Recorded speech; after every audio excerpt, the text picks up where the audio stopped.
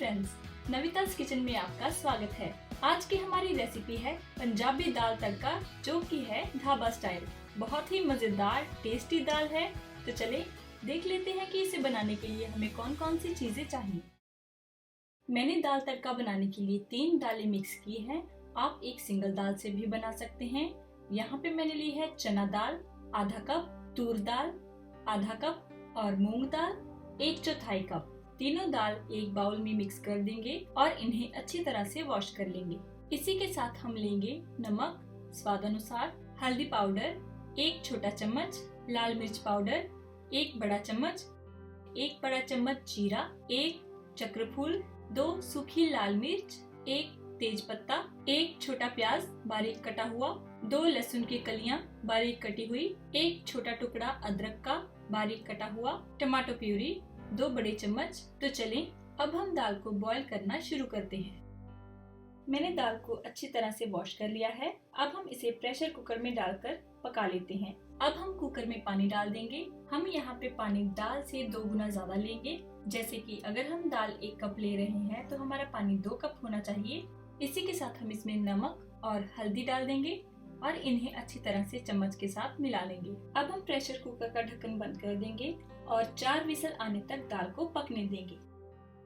हमने दाल को 4 विसल आने तक पका लिया है। तो चलिए दाल को चेक कर लेते हैं। तो देखिए फ्रेंड्स, दाल बहुत ही अच्छी तरह से पक चुकी है, ये देखिए।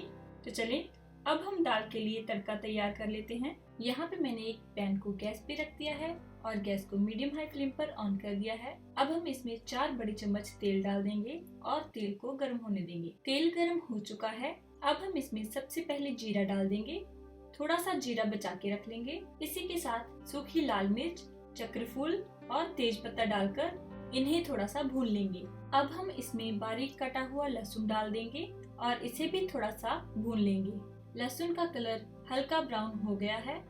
अब हम इसमें बारीक कटा हुआ अदरक और प्याज डाल देंगे और इन्हें भी चलाते हुए 2 मिनट तक भून लेंगे। गैस की आंच धीमी कर देंगे। यहाँ पर प्याज, लहसुन और अदरक अच्छी तरह से भुन चुके हैं। अब हम इसमें टमाटो प्यूरी डाल देंगे और इसे भी अच्छी तरह से मिक्स कर देंगे। इसी के साथ हम इसमें लाल मिर्च पाउडर डाल देंगे।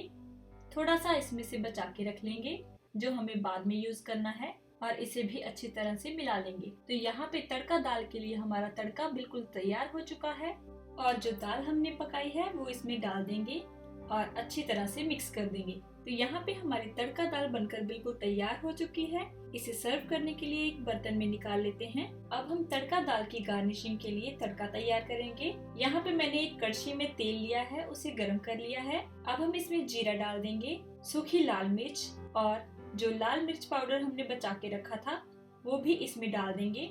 थोड़ा सा भून लेंगे। तो लीजिए, हमारा गार्निशिंग के लिए तड़का बिल्कुल तैयार हो चुका है। अब हम इसे दाल के ऊपर डालकर सर्व करेंगे। थोड़ा सा धनिया भी डाल देंगे। तो लीजिए फ्रेंड्स, हमारी ढाबा स्टाइल दाल तड़का बनकर बिल्कुल तैयार हो चुकी है। आप भी इस रेसिपी को घर पर जरूर बनाएं।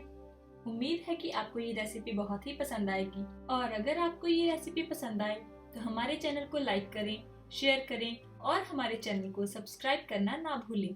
Thank you for watching.